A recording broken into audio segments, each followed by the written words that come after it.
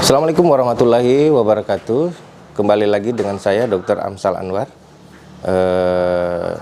Saya perlu ingatkan bahwa tetap bahaya corona tetap harus kita waspadai. Jadi ada beberapa fakta unik yang saya temukan di lapangan selama proses dalam pengobatan COVID-19 di klinik Kimia Farma.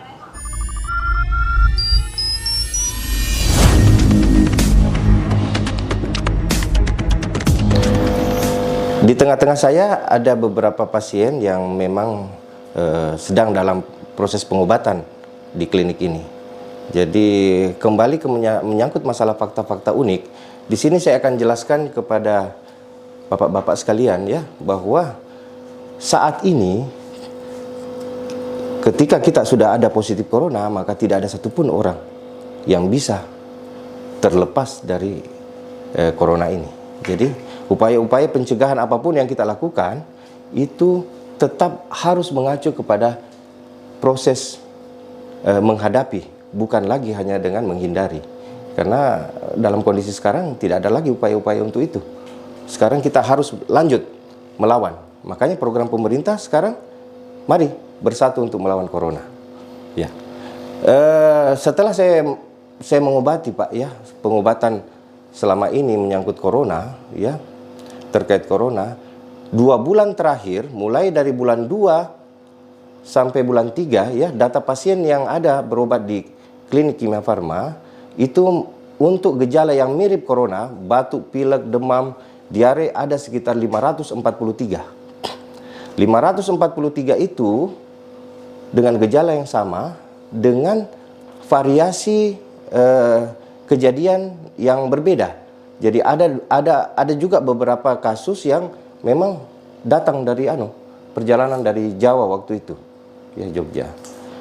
Yang saya cukup herankan di sini bahwa mereka sembuh semua. Ya, itu fakta unik. Akhirnya saya berkesimpulan bahwa selama 2 bulan proses pengobatan tersebut, ya, saya kesimpulkan bahwa yang pertama, COVID-19 bukan penyakit yang mematikan. Ya, kenapa saya katakan bukan yang mematikan? Kalau kita mengambil contoh virus AIDS, ya Pak, kalau kita kena HIV misalnya, itu sudah hampir dipastikan Bapak akan kena AIDS nanti di kemudian hari dan akan mati dalam waktu 5 tahun ke depan ketika dia berkembang menjadi AIDS. Sementara COVID-19 dinyatakan positif,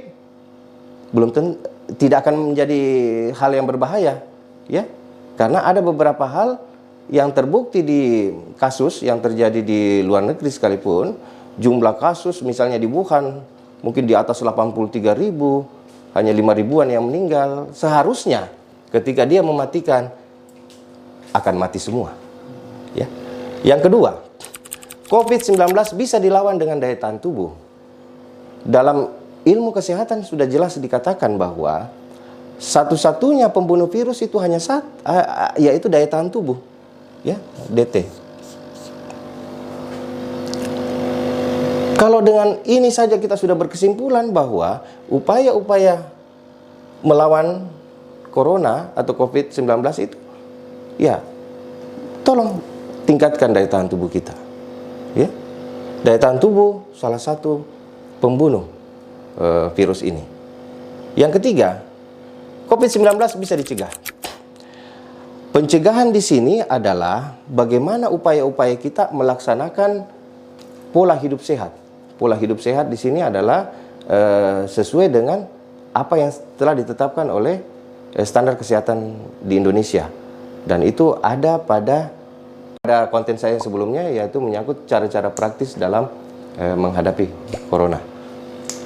Di situ sangat jelas saya sampaikan tentang data-data apa-apa yang harus kita lakukan. Terus yang keempat, COVID-19 bisa diobati. Kenapa saya berkesimpulan bahwa ini bisa diobati? Pada dasarnya COVID-19 belum pernah, ya, secara patofisiologis akan saya jelaskan, dia hanya virus pendobrak.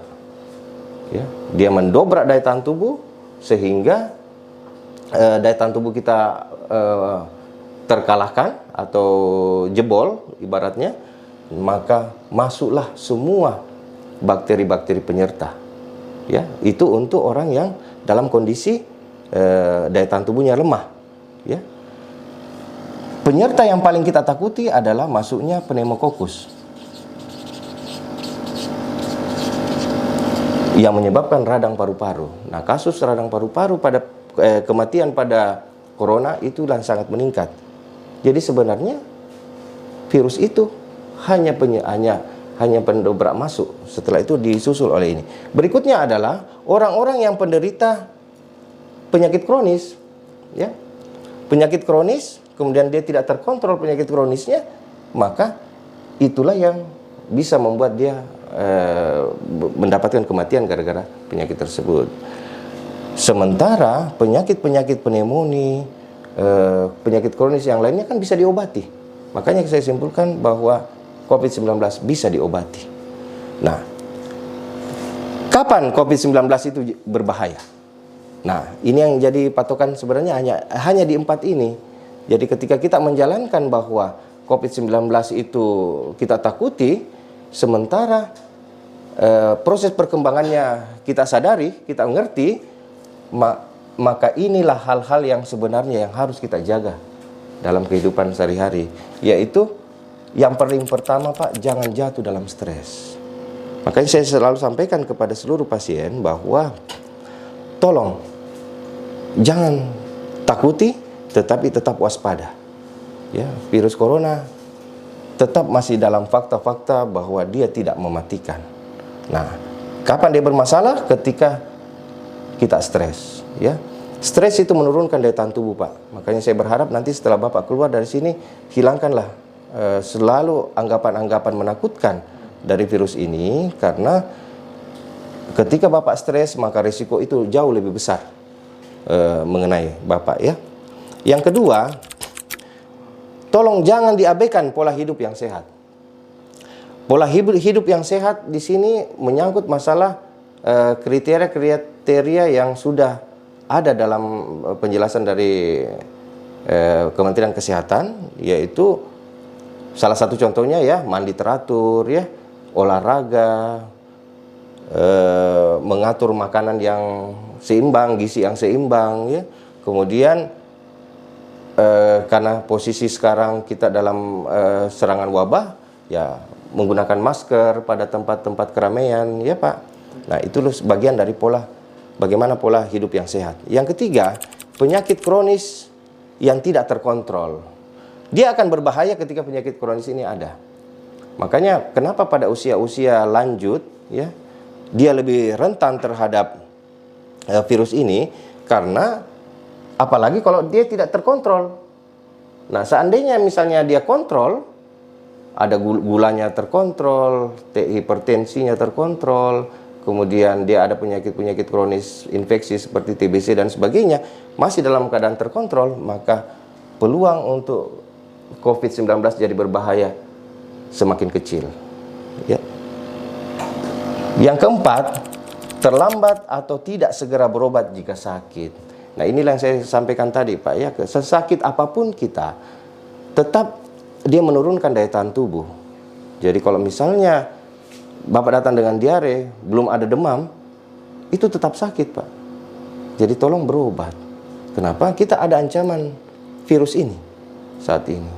Nah, kalau misalnya kita diobati, maka kembali dalam posisi normal, kita naik kelas dari sakit dengan daya tahan tubuh turun, kemudian naik kelas menjadi sehat, berarti pagar kita kembali berfungsi. Saya kira itu fakta-fakta yang menarik yang mungkin bisa menjadi masukan kepada seluruh pemirsa bahwa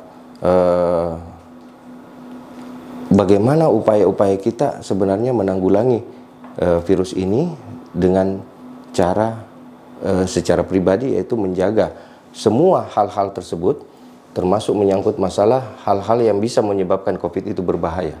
Karena disinilah kunci utama kita berperang melawan corona. Saya kira itu yang bisa saya sampaikan. Mudah-mudahan bermanfaat. Sebelumnya, karena kita memasuki bulan Ramadan, saya ucapkan marhaban ya Ramadan. Mari kita menjalani bulan ini dengan baik, meskipun di tengah-tengah corona sedang melanda. Terima kasih atas perhatiannya. Assalamualaikum warahmatullahi wabarakatuh.